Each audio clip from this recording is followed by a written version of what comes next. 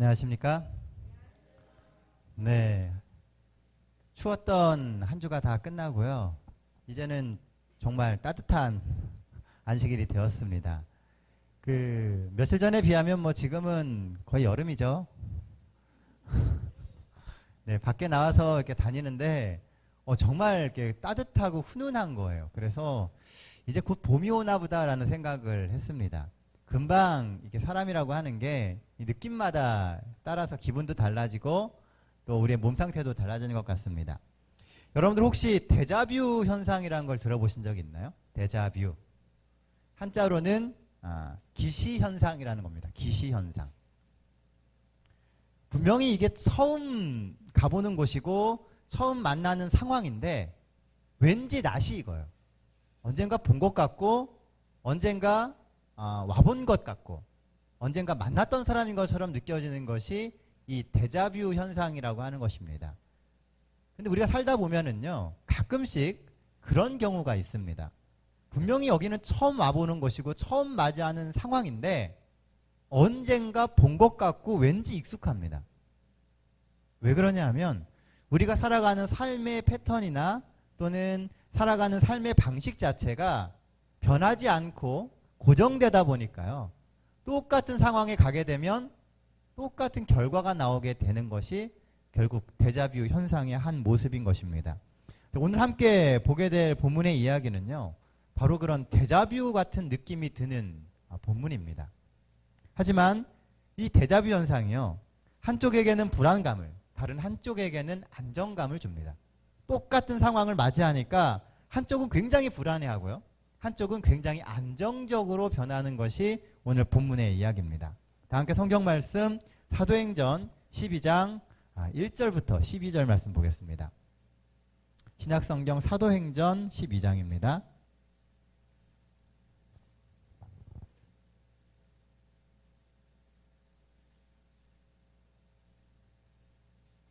사도행전 12장 1절부터 12절입니다. 오늘 본문이 좀 많이 깁니다. 우리 같이 빠르게 읽어보도록 하겠습니다. 12장 1절입니다. 그때 헤롯 왕이 손을 들어 교회 중에서 몇 사람을 해하려고 하여 요한의 형제 야고보를 칼로 죽이니 유대인들이 이 일을 기뻐하는 것을 보고 베드로도 잡으려 할세 때는 무교절 기간이라.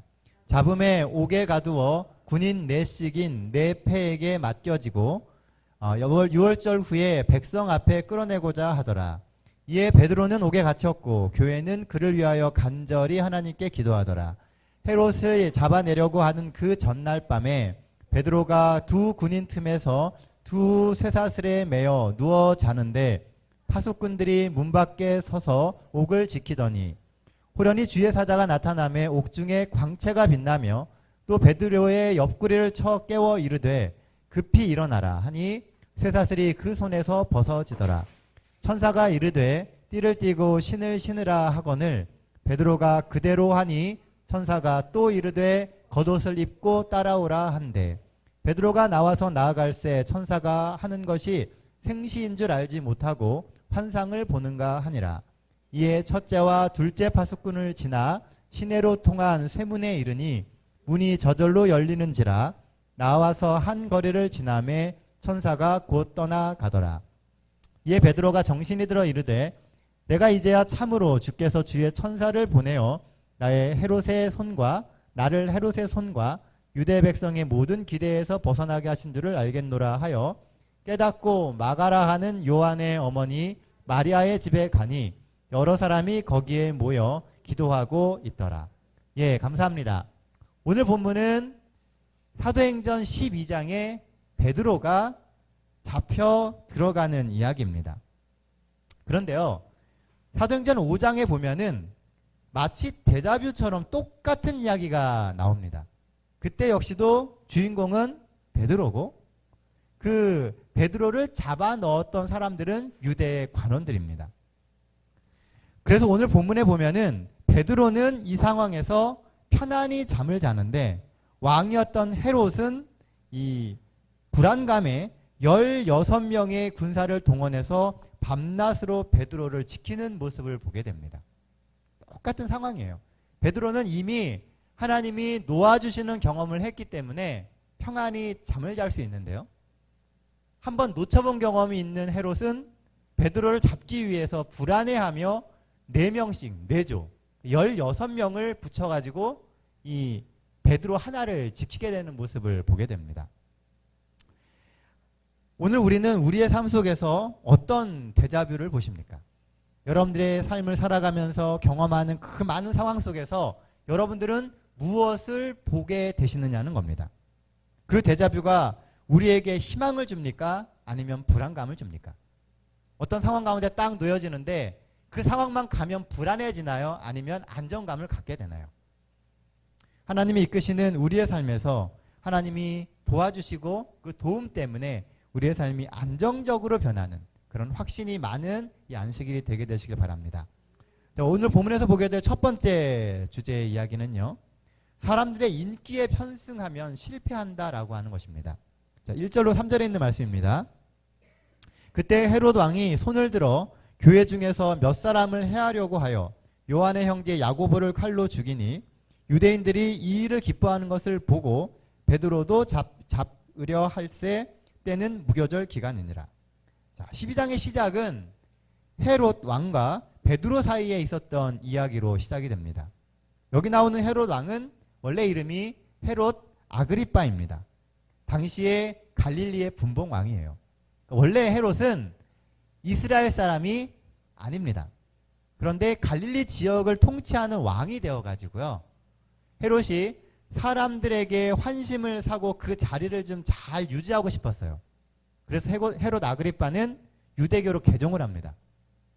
그리고 실제로 율법을 아주 잘 지켜가지고 유대인들의 환심을 사고 유대인들이 그토록 이 못마땅해 하던 그리스도인들과 교회를 핍박하는 일에 최일선에서 뛰었던 사람이 헤롯 아그리빠입니다.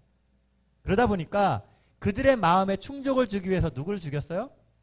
본문에 보니까 야고보를 죽입니다.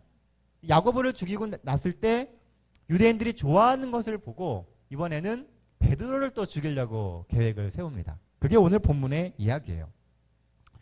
어쩌면 이 헤롯은 정치적인 야망으로 유대인들의 모든 소원과 바램을 대신 해주었던 사람이 바로 이 헤롯 아그리빠인 것입니다. 그는 인기와 자리와 명예를 위해서라면 모든 일을 하는 사람이었어요. 유대교에서 유대교로 개종을 하고 유대인으로서 그 유대교의 여러 가지 율례들을 잘 지키고 있었던 이 헤롯이 예수 그리스도를 만나고 그 다음에 예수님의 제자들의 이야기를 보면서 아무것도 느끼지 못했다라고 하는 것이 이상하다는 것입니다. 하나님의 말씀을 잘 안다고 생각하고 하나님이 정해놓으신 그 율법을 잘 지키고 있다는 사람이 결국 예수 그리스도를 핍박하는 입장에 서게 되게 됐다는 것입니다. 그 이유가 뭐 때문이라고요? 인기와 자리와 명예 때문이었다는 것입니다.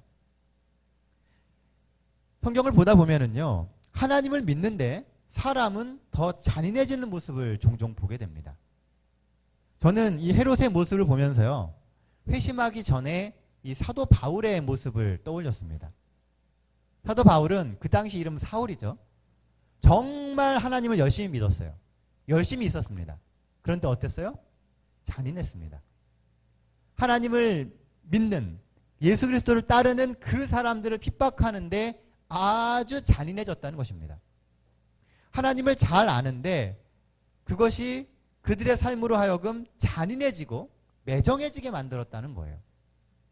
오늘 헤롯도 하나님을 믿었는데 어떻게 되냐 하면 잔인해지고 매정해졌다는 겁니다. 문득 드는 생각이 왜 하나님을 믿는 열심히 있는데 사람이 잔인해질까라고 하는 생각을 듣게 되었습니다. 하나님을 믿는다고 하면서 왜 사람들은 점점 더 단호해지고 잔인해질까요? 혹 목적이 수단을 정당화시키고 있지는 않나요? 그리스도인들의 마음이라고 하는 것이 좁아져 가고 있다는 거예요. 우리가 하나님을 믿는다는 그 생각 때문에 우리도 모르는 사이에 선민의식을 갖게 된다는 겁니다. 유대인들이 그래서 실패를 하게 됐던 거예요. 하나님이 선택한 백성이고 하나님이 그들과 함께 하신다라고 하는 확신이 있었기 때문에 그들은 물불을 가리지 않게 됩니다. 더 나아가서 하나님을 위해서라고 하는 이름으로 폭력을 자행하고요. 잔인해지고 하는 것을 다 용납했다는 거예요. 결국 그것이 이스라엘 백성들로 하여금 무너지게 만들고 실패하게 만들었다는 것입니다. 우리 역시 혹 하나님을 믿으며 더 모질어지고 잔인해지지는 않습니까? 내가 하나님 편에 서 있다는 그 생각에 세상을 모질게 대하고 독선적인 생각으로 모든 것을 내 중심으로 생각하고 있지는 않느냐는 거예요. 내가 그리스도인이라고 하는 사실을 사람들에게 이야기했을 때 사람들이 놀라게 만들 만큼 우리가 모질어지고 있지 않느냐는 것입니다. 요즘에 이 사회에서 들려오는 이야기를 듣다 보면은요, 어떤 때는 기독교인인 것이 정말 창피하게 느껴질 때가 있습니다. 왜 저렇게 행동을 할까라고 하는 것들을 이 사회적으로 너무 많은 그리스도인들이 그렇게 하는 거예요. 예전에 한참 문제가 되었던 땅 밟기라든지요. 뭐 그런 것도 큰 문제가 되고, 또 이제는 뭐 너무 이렇게 널리 퍼져가지고선 뭐 얘기하기도 그런 예수천당 불신지옥, 그것도 그렇고요. 이 모든 것들이 사람들이 남을 배려하지 않고 마치 내가 서 있는 그곳만을 생각하는 사람처럼 살아가고 있다는 것을 보여준다는 것입니다. 헤롯도 열정이 있었고 사울도 열정이 있었습니다. 그러나 둘 다 잔인했습니다. 왜 그랬을까요? 제가 생각을 했어요. 왜 그럴까? 그러다 내린 답이 그들의 마음 가운데 예수가 없었기 때문입니다. 하나님을 믿는다고 살아가는 사람들 중에 그 마음에 예수가 자리 잡았던 사람은요, 전부 다 모질어지지 않았습니다. 스스로 이 손해를 보고 스스로 약자의 편에 서고 스스로 사랑의 모습을 보여주었다는 것이죠. 반면에 예수가 그 마음에 없었던 사람의 공통점은 하나님을 믿지만 모질어졌었고 그들은 모두가 다 세상 앞에서 단호했다는 것입니다. 예수가 마음에 들어가면 내가 희생하고 내가 모두를 품습니다. 싸워서 이기려고 하기보다는 어떻게 해서든지 한 사람이라도 더 구원하려고 그래요. 사도 바울이 사울이었을 때와 바울이었을 때의 차이점은 오직 그 마음에 예수가 들어갔느냐 들어가지 않았느냐의 차이뿐이었습니다. 그런데 사울이었을 때의 이 모습은 굉장히 잔인했어요. 그런데 바울이 되니까 어떻게 돼요? 매를 맞아도 예수를 전하고 굶어도 예수를 전합니다. 사람들이 환영해주지 않아도 그곳에 가서 자신이 희생하면서 예수를 전하는 사람이 되었다는 것이죠.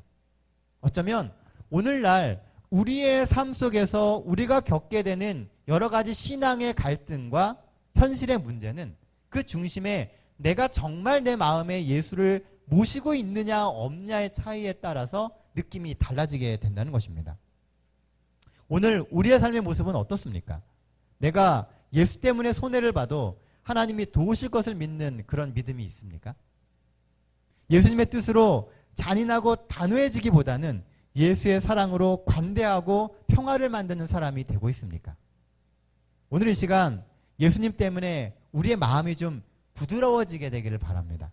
그래서 예수를 믿지 않는 사람들을 만났을 때 사람들이 우리를 보고 예수님의 그 마음을 느낄 수 있는 그런 그리스도인이 우리가 되었으면 참 좋겠습니다.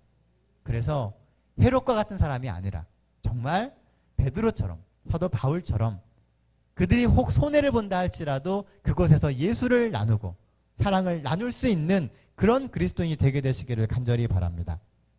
자기 욕심을 이루는 것을 기독교라고 착각하면은요, 우리는 결코 세상을 바꿀 수가 없습니다. 예수님은 정확한 목표 하에서 모든 것을 품어 안으셨습니다. 성도가 구원받고 하나님의 자녀가 된 것은 세상을 변화시키라고 하는 소명 때문입니다. 세상의 인기와 명예보다는 예수님의 품성을 담는데 더 가치를 두게 되시는 우리 동백교회 모든 성도 되시기를 간절히 바랍니다. 본문에서 볼 수 있는 두 번째 기별은요, 교회의 기도는 능력이다라는 것입니다. 5절 말씀입니다. 이에 베드로는 옥에 갇혔고 교회는 그를 위하여 간절히 하나님께 기도하더라. 원래 베드로의 처형은요, 6월절 전에 있을 예정이었습니다. 그런데 헤롯이 생각을 해보니까요, 6월절 전에 베드로를 죽였다가는 6월절에 큰 이 소요가 일어날 것 같았어요. 왜냐하면 이미 많은 사람들이 예수 그리스도의 복음을 받아들이기 시작했고요. 우리가 사도행전 앞쪽에 보았듯이 하루에 3,000명씩 되는 사람들이 교회를 찾아왔습니다. 그러다 보니까요, 이 헤롯은 계산을 해봤을 때 지금 베드로를 죽였다가는 자칫 잘못하면 자신의 정권이 위협을 얻게 될 거라는 생각을 하게 된 겁니다. 그래서 여러 가지를 재보는 과정 속에서 6월절이 지난 이후에 이 베드로를 죽이기로 결정을 합니다. 그렇게 되면서 교회에는요, 시간이 생겼다는 겁니다. 자신들의 삶을 돌아보고 하나님 앞에 열렬히 기도할 수 있는 시간을 얻었다는 겁니다. 그리고 그 기도의 결과가 오늘 본문에 그 놀라운 역사를 이루어냈다는 거예요. 사랑하는 성도 여러분, 오늘 우리는 무엇을 위해서 기도합니까? 온 성도가 힘을 모아서 기도하는 그 일은 무엇입니까? 우리가 정말 서로에게 마음을 모아서 오늘 이번 시간에는 이것을 위해서 우리가 기도하면 좋겠습니다 라고 하는 그런 것들이 있느냐는 거예요. 오늘 우리 교회를 위해서 가장 시급한 기도의 주제는 무엇일까요? 하나님이 우리 가운데 꼭 임하셔서 이루어 주셔야 할 그 일이 무엇인지 우리는 생각하며 살아야 한다는 것입니다. 합심하여야 하는 교회의 기도의 제목은 곧 능력이 됩니다. 우리가 같이 기도하고 같이 힘을 모으면 그것이 능력이 되어서 세상을 변화시키고 더 나아가서 이 세상에 하나님의 살아계심을 보여주는 증거를 만들 수 있게 되는 것입니다. 그러니 함께 기도하기를 주저하지 마시기 바랍니다. 여러분들에게 고민되는 기도 제목이 있으면 그 문제를 혼자서 끙끙대지 마시고 그 문제를 가지고 다 같이 기도할 수 있는 시간을 만들어 보게 되시길 바랍니다. 여러분들의 고민의 기도 제목이 무엇입니까? 기도하면 하나님이 그 일을 위해서 움직이시게 됩니다. 오늘 본문에도 교회가 기도하니까 어떻게 돼요? 하나님의 천사들이 베드로가 있는 감옥에 가서 베드로를 지킵니다. 그들의 눈에는 아무런 변화가 없는 것처럼 보였지만 사실은 그 시간에 이미 천사들은 움직여서 베드로를 보호하고 있었다는 거예요. 뭐였기 때문에? 교회가 기도했기 때문입니다. 불가능해 보이는 그 일을 위해서 기도하십시오. 기도는 우리의 경험을 넓힙니다. 기도하고 그 기도가 이루어지는 경험을 하게 될 때 우리의 경험의 폭은 넓어지게 되고요. 여러분들이 기도할 수 있는 그 범위는 더 넓어지게 됩니다. 왜냐하면 이미 그 기도가 이루어지는 것을 경험했기 때문에 그런 거예요. 요한복음에 보면 이런 말씀이 있습니다. 그날에 너희가 내 이름으로 구할 것이요 내가 너희를 위하여 아버지께 구하겠다 하는 말이 아니니 이는 너희가 나를 사랑하고 또 내가 하나님께로부터 온 줄을 믿음으로 아버지께서 친히 너희를 사랑하심이니라. 무슨 얘기인지 아시겠어요? 이제는 내가 너희들을 위해서 기도하지 않겠다는 겁니다. 너희가 이제 뭐 하라고요? 직접 기도해도 된다는 거예요. 내가 예수님께서 아버지 앞에서 중보의 역할을 해주시지만 그것 외에도 너희도 직접적으로 자꾸 구하라는 겁니다. 예수님께 얘기만 하지 말고 하나님께 기도하는 삶을 살라는 거예요. 오늘 우리가 무슨 문제가 있을 때마다 그 문제를 들고 끙끙대며 서로 의논만 하지 마시고요. 그 문제를 들고 하나님께 나오시기 바랍니다. 기도하는 거예요. 같이 기도하고 혼자도 기도하고 하나님께 그 문제를 가지고 오면 결국 하나님이 움직이셔서 그 문제를 바꾸시게 된다는 것입니다. 구하시고 또 구하십시오. 하나님의 도움을 기대하며 담대히 나가게 되시기를 바랍니다. 믿음을 가지고 이 문제에도 하나님의 선하신 뜻이 있다. 나는 이 문제를 이길 수 있다. 하나님이 나와 함께 하실 것이다. 이런 믿음으로 기도하시고 그 일에 맞서게 되시기를 바랍니다. 그러면 우리 앞에 있는 여리고성은 모래성이 되고요. 골리앗은 종이 호랑이가 되게 될 겁니다. 도저히 넘을 수 없을 것처럼 보이던 그 성이 모래성처럼 무너지고요. 우리가 이길 수 없을 것처럼 보였던 골리앗과 같은 그런 무서운 사람들이 종이 호랑이로 변한다는 겁니다. 왜냐하면 우리가 기도했기 때문에요. 헤롯이 16명의 군사로 겹겹이 감옥을 지켰습니다. 정말 철저하게 지켰어요. 이 당시에 감옥은 이 바위를 파가지고 만듭니다. 이 무덤도 그렇게 만들었고요. 감옥도 그렇게 만들었어요. 그러니까 바위에다 구멍을 뚫어가지고선 중간중간에다가 철창살을 해가지고선 감옥을 만들어 놓은 겁니다. 그 안에다가 깊숙이에다가 베드로를 집어넣고요. 베드로 양쪽에 군사들을 한 명씩 묶어놓은 겁니다. 같이 차고 있는 거예요. 쇠사슬을. 그리고 철창살이 있고 군사가 또 둘이 지키고 그 다음에 또 철창살이 있고 군사가 또 지키고 이런 식으로 해갖고 16명이 지키고 있는 거예요. 완벽한 겁니다. 나갈 수가 없어요. 그런데 헤롯이 그렇게 완벽하게 준비하고 완벽하게 방해를 하면 할수록 하나님이 이루시는 반전의 역사는 더 확실해지고요. 더 깊이 각인되게 된다는 겁니다. 왜냐하면 철저하게 해놨기 때문에 그 철저함에 대한 증인들이 생기는 거예요. 이 16명의 군사들은 하나님이 어떻게 역사하셔서 베드로를 풀어주시는지를 확실하게 보았습니다. 16명의 증인이 생기는 거예요. 세상이 사단이 아무리 철저히 준비해서 우리가 하나님의 일을 하지 못하게 막는다 할지라도 우리가 하나님 앞에 기도함으로써 그 문제를 극복하게 되면 도리어 그것이 하나님의 살아계심을 더 확실하게 증거하는 증거가 되게 된다는 것입니다. 기도로 하나님의 역사를 우리의 삶의 현장으로 가져오게 되시기를 바랍니다. 하나님의 기적이 성경 속의 이야기만이 아니라 여러분들의 삶의 현실의 이야기가 되도록 하시게 되길 바랍니다. 특히 교회의 합심 기도로 하나님의 역사를 이루는 것을 우리 동백교회가 정말 많이 체험하게 되기를 간절히 바랍니다. 그래서 우리 동백교회가 기도의 교회가 되고 하나님의 역사의 중심에 서서 세상을 선도하는 교회가 되게 되길 간절히 바랍니다. 이 한 주도 그 일을 위해서 기도하시고 하나님의 개입이 있는 삶을 살게 되시는 우리 모든 성도들 되시기를 간절히 바랍니다. 본문이 주는 마지막 세 번째 기별은 믿음으로 살라는 것입니다. 너무 당연한 이야기예요. 근데 이 아주 중요한 이야기입니다. 7절 8절입니다. 호련히 주의 사자가 나타나매 옥중에 광채가 빛나며 또 베드로의 옆구리를 쳐 깨워 이르되 급히 일어나라 하니 쇠사슬이 그 손에서 벗어지더라. 천사가 이르되 띠를 띠고 신을 신으라 하거늘 베드로가 그대로 하니 천사가 또 이르되 겉옷을 입고 따라오라 한대. 7절 8절 말씀에 보면은요, 이 베드로의 모습이 머릿속으로 그려집니다. 베드로가 지금 이 감옥에 들어가 있어요.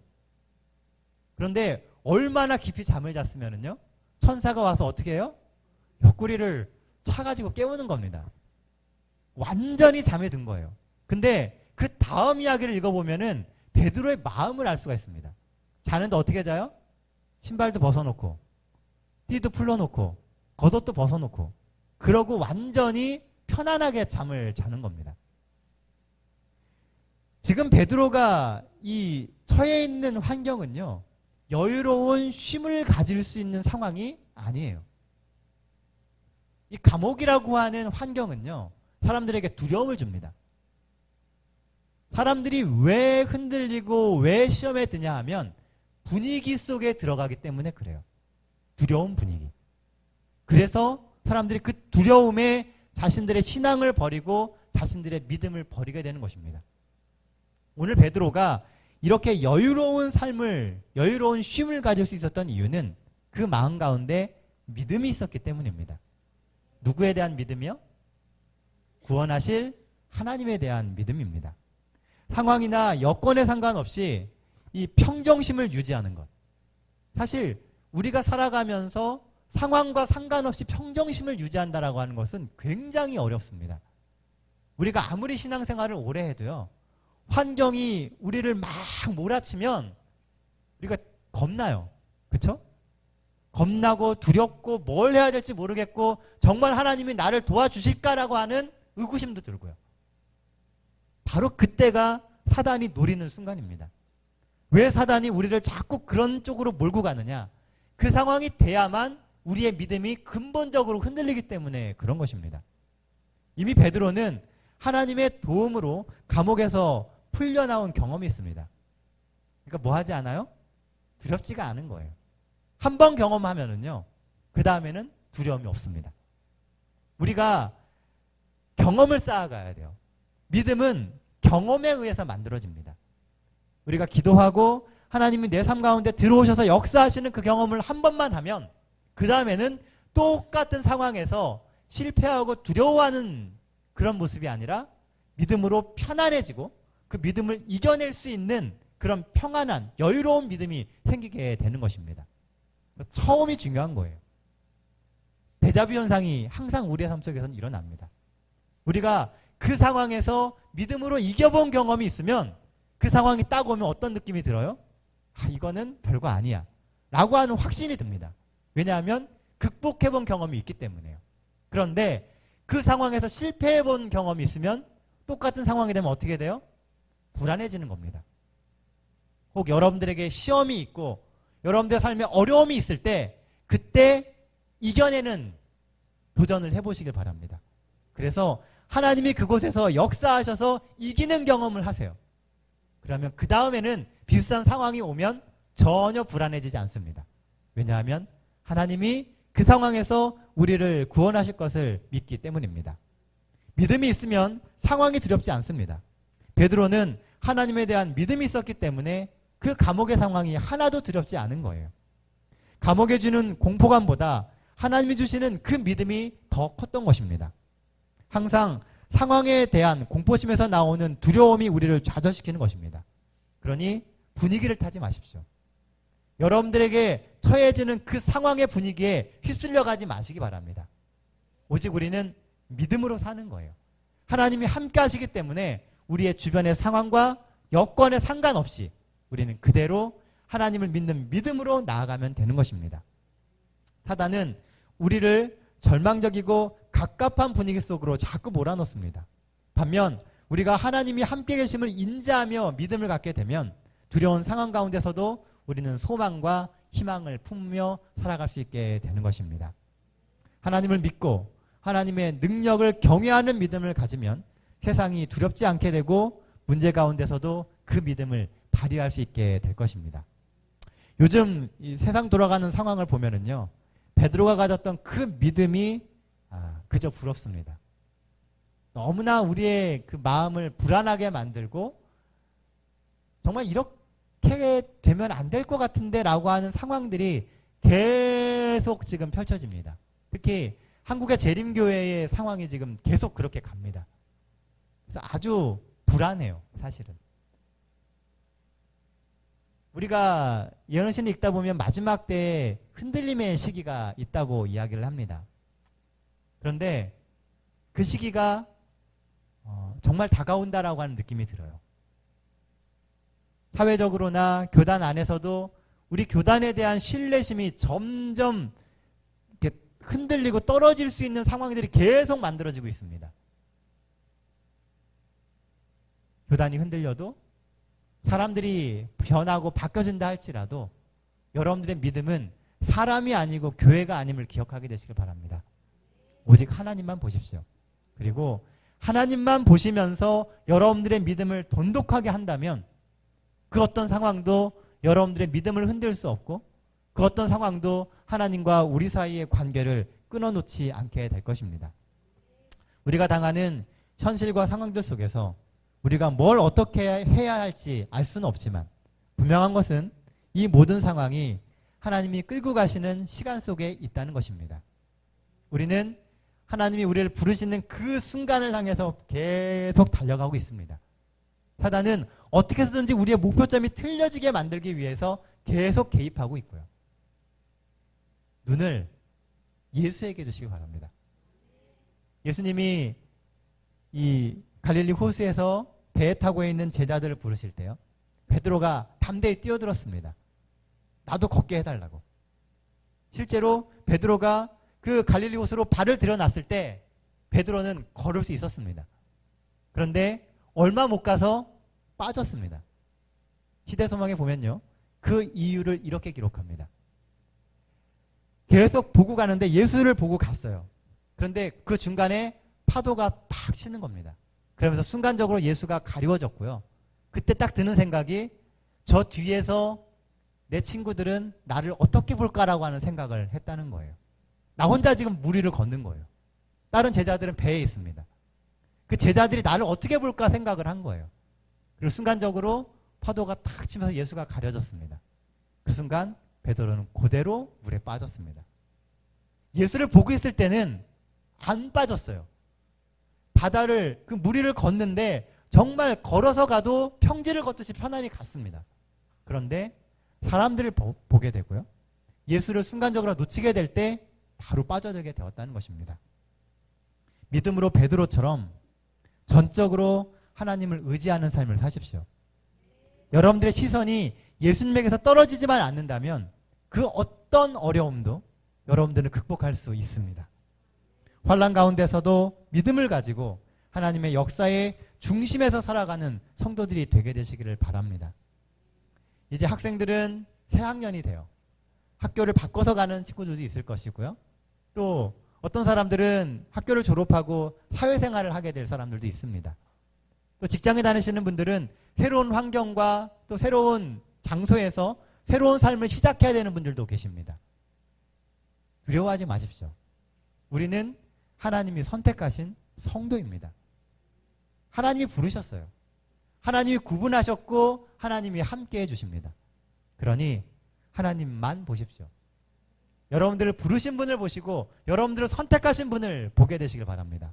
그러면 모든 문제가 해결되어서 여러분들의 삶이 하나님의 능력으로 가득한 하나님의 역사의 주인공이 여러분들이 되게 될 것입니다.